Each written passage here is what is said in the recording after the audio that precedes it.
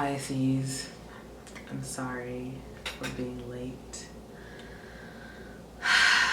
I've been having so much technical difficulties, so I'll just get into it. Okay, so Pisces. Let's just start with the Venus retrograde. Everybody's talking about it. Everybody wants to know, what do I do? What should I look out for? Oh my God. I'll let you know. So first of all, this retrograde is happening in your second house, the house of wealth. Pisces, don't let money fall through your hands during this time. This is a great time to budget, okay? Resources are limited. Don't, it's not like, I feel like the way Pisces handles money is like putting water in your hands. It's just gonna fall all out, and sure, your hands are a little bit wet afterwards, but most of the water is gone. You don't want to deal with money like that. You want to put that water in a jug, okay, or something that will keep it for later use. But anyway, yeah, you want to reevaluate your resources and your self-worth. Since it is Venus, and Venus symbolizes relationships with others, money, how your money influx, and relationship with others, money, and how you look. You want to reevaluate how you feel about yourself, like your personal self-worth. Your personal self-worth. If you've been feeling a little less than great, if you've been feeling a little ugly, if you've been feeling a little undeserving, unworthy, figure out where that's coming from. I've been feeling ugly recently. I've been feeling undeserving, unworthy, all these things, and I'm just not realizing that it happens. It happens sometimes. I doubt that I doubt even Beyonce feels good all the time. You know what I mean? It just happens. But if it's chronic, that's a different situation. You want to tap into that. Especially, for some reason, I'm really seeing like the visual for you being an issue. Maybe some of you guys are struggling with weight, struggling with how you look, struggling with how you present yourself. Maybe you feel like your clothes don't really compliment you, but you don't know what else to do, so you just feel like you look dumpy every day, and it's not really you, and it's not attracting the people you want into your life. Your clothes say a lot about you. I'm not saying you all have to go out and buy like Gucci and Tommy Hilfiger or whatever, but like wear clothes that are true to you, because Venus is in Aries, and that is your identity, your core true self. So you want to wear clothes that really reflect you so that you can bring people into your life. If you're out there wearing like, I don't even know, like basic jeans and a basic tee, you're going to attract people who are basic. And that's not really going to make you feel fulfilled if that's not who you are. If you're out there wearing like neon tights and crop tops and 3 pounds of glitter and foundation, you're going to attract really eccentric people, and that may not be you. Even though you may feel like, I don't know what else to do, this is what I've been doing since high school, I don't know. Like, if that's not you, you have to stop that, because then you won't attract the people you want to your life. It's not that you're wrong. You just need to shine authentically so that the world can bring you, the universe can bring you what you want. What's going on? Okay, sorry. These technical difficulties. Oh, I think it's saying that, oh, my camera's about to die. Okay. Is it gonna die? No, it's not gonna die. I'm so sorry. Hey Pisces, sorry about that. My memory card was full. I didn't realize until after the fact, but whatever. I'll just get back into where I was. Finding wealth and attracting wealth to you, because it's your second house. I think if you make some of the right moves this season, then you could be attracting a lot of money to you. You could be expanding your finances. You could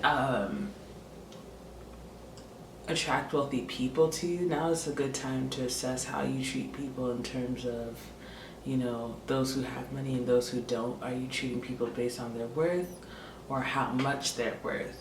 So like, just like definitely not a time to continue to use friends for money. You should never use friends for money, but if you find that you are, which we may get caught up in like weird things sometimes that we don't really realize or understand, but if you find yourself using friends for money, now's a good time to end that. Or even just not treating people based on their true worth. Like everybody has such intrinsic worth that we typically don't realize. And so if you find yourself devaluing yourself or others, just check yourself, assess, figure out why, where that's coming from, and stop it. But anyway, the next thing, there's going to be a series of conjunctions in Neptune, which is your planet, and it's also in your sign. So happy birthday, Pisces. But yeah, so first we have Sun conjunct Neptune in the 11th degree. So that's March 2nd. Sorry, that passed. I'm sorry. Yeah. But March 2nd, you may have felt like, an expansion of who you truly are and like what you can do in this world and what you're here to do, what you were called to do. Sun is your true self, your core, and it's a thing that you do on the day-to-day. Because when the sun is up, we're active, and then when the sun is down, we're inactive, and we allow our subconscious to take over with like, sexual activity, sleep, dreams, things like that. But sun is is like your conscious energy, things that you do. So yeah,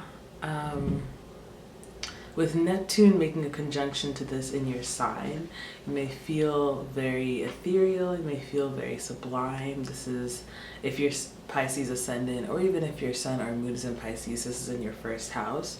So this has a lot to do with reshaping who you are, who you think you are, who you think you can be. It's very hard to think outside the box, and it's very hard to think bigger than what you are now. Very hard.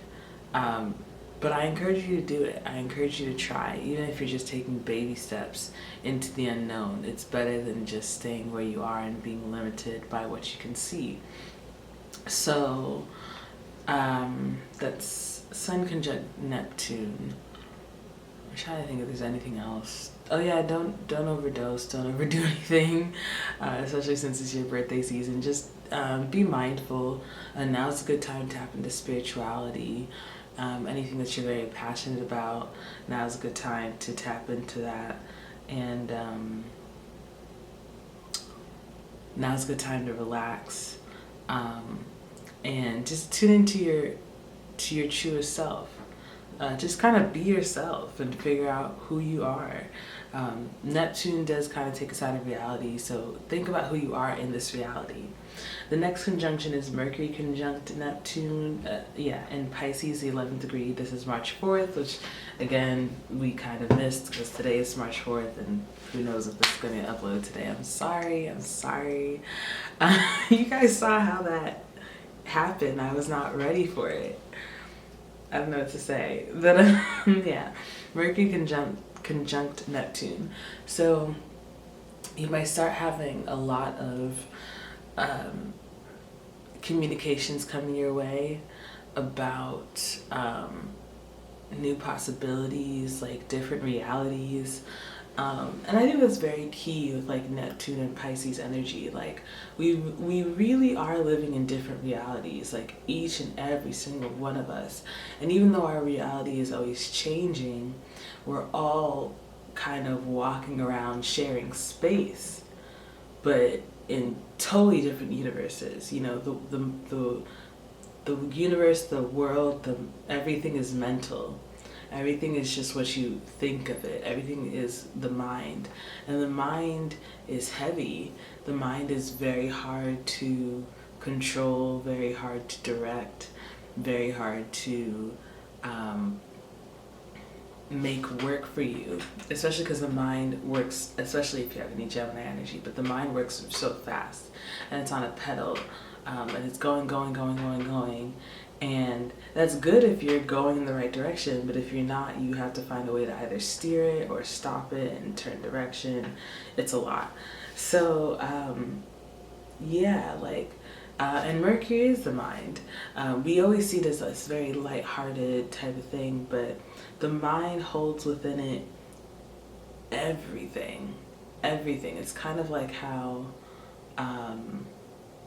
you know, if you've been a beggar for half your life, homeless, never had anything, then, you know, having a job that pays 100,000 to you is like making it big. It's like being rich.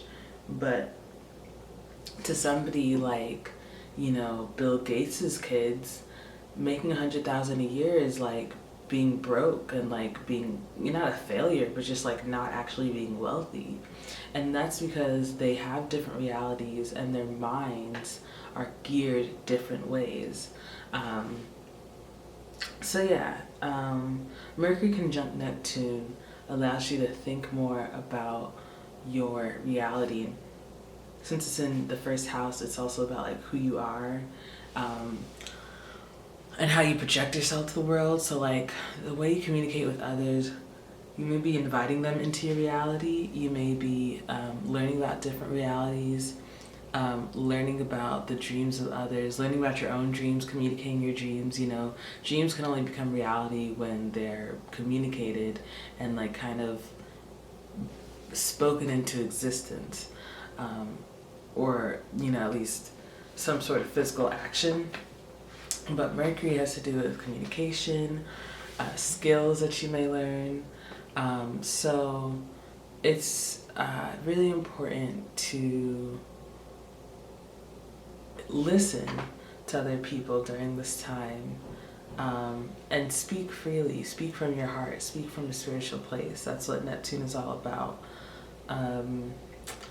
And Mercury conjunct Neptune.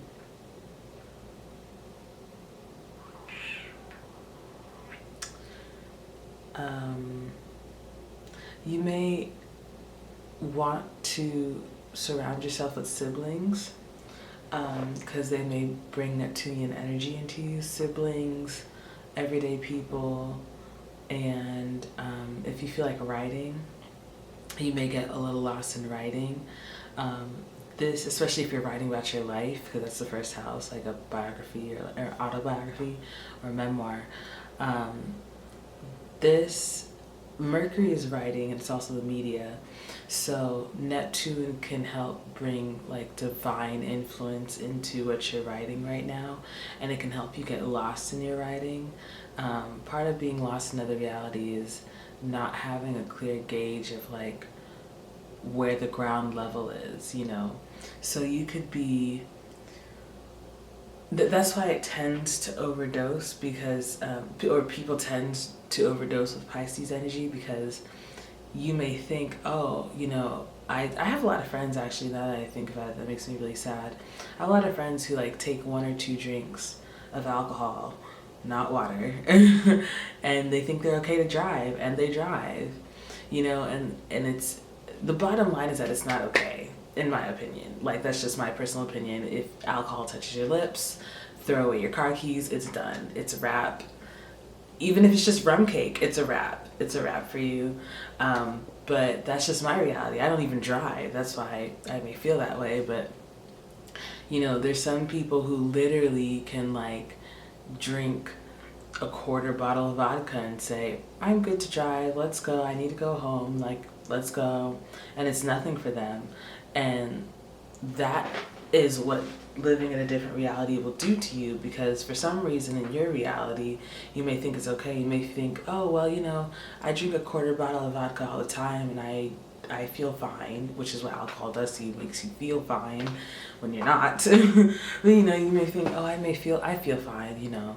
And then, you know, on a bad day with a terrible square to Pisces, you know, you may hit someone, or you may hit a tree. You may not wake up from it, you know. So just be careful. I mean, it's in your first house, so I'm not really expecting much accidents, but just to put things in perspective.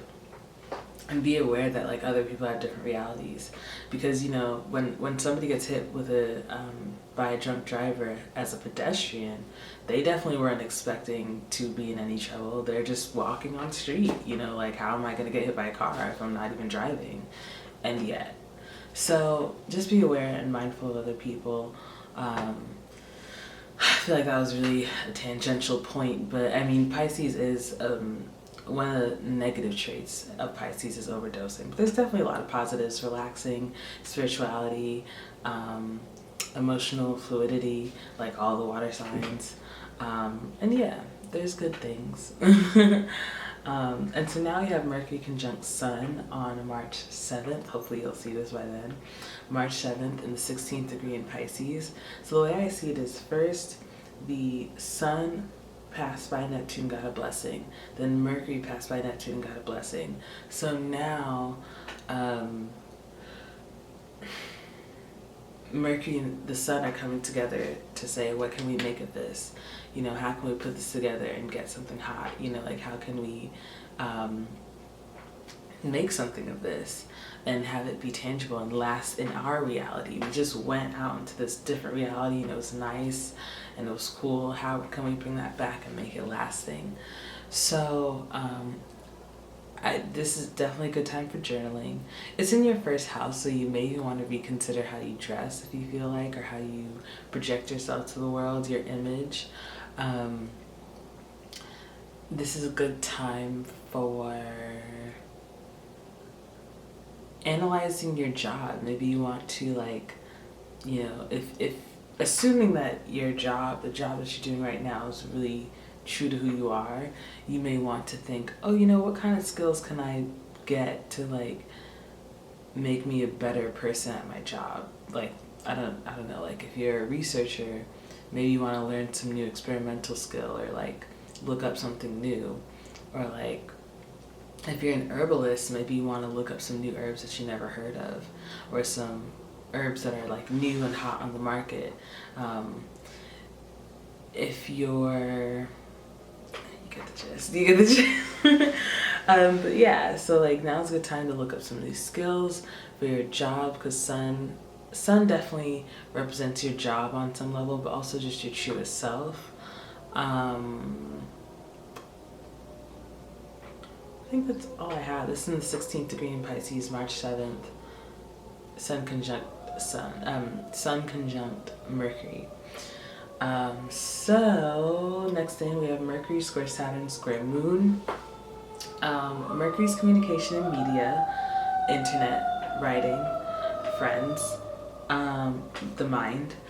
Saturn is a testing planet. It's trying times, it's harsh, it's cold. It's that thing that we were told we were inadequate when we were younger, that we hold on to for so long and like kind of overcompensate for, because we have an inferiority complex. And so they're going to come together. So it might be a time where you feel more sensitive, especially to remarks about your image, because it's in your first house. This may be a time where you may be more critical about yourself and maybe more critical of others, about their image. This may be a time where you seem a bit more harsh or cold, especially because it's in your first house, so that's like what people will see, and the moon will materialize this. So the moon materializes things, so you may either get tested or and especially since in your first house you'll definitely see materialization of this, but like you may get tested and the moon will say, oh, a test is coming, or I'll show you the results of your test. The best thing I would say is to tune into your emotions, because that will show you what to do, and how to handle things. And just listen to your emotions. A lot of times we just need to feel our emotions. There's not, like, we don't have to say anything back to our emotions, like there's nothing to say. But just listening to your emotions is good enough, and I think that will help you ride through that day. Last but not least, oh wait, hold on, sorry. We have Sun conjunct Venus towards the end of March, March 25th to the 26th. It's in the 4th and 5th degree of Aries. Good day to hang out with friends. Good day to relax. It's in your second house, so good day to manage finances. Good day to rework a budget. Good day to look for new opportunities for money. Good day to just kind of be around people who value you, first and foremost. Be around people who love your company, cherish your company, and make you feel very worthy and make you feel very valuable. Okay, so now I'm getting into moon trines. The moon materializes things. Jupiter is the land of opportunity, the land of luck, blessings, philosophy, higher mindedness, higher education, etc. So first, the moon will be in Gemini, and Jupiter's in Libra. So yeah, so first when the moon's in Gemini, I know it's a square, so you may see it as the moon taking away something bad that was gonna happen. For example, like my dad quit working at Wall Street, or at the World Trade Center, I think like 2 weeks before 9/11. So like, but yeah, so Pisces and Gemini in the 4th house.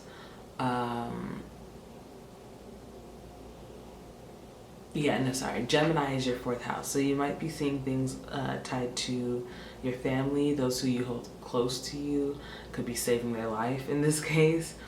Jupiter is in the 8th house of transformation and sudden death. So yeah, somebody's life could be saved inadvertently or very visually. I forget which aspect of my chart says that, like, I think it has to do with like Rahu or Ketu in the 8th house, South Node in the 8th house, and like I'm constantly almost getting hit by cars, constantly. I mean, not like every day, but like ever since I was young, like it was just always almost getting hit by cars. So I'm kind of like, oh, like whatever.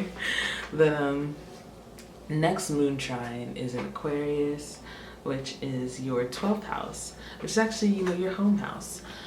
So that could be spiritual epiphanies that lead to inner transformation. That could be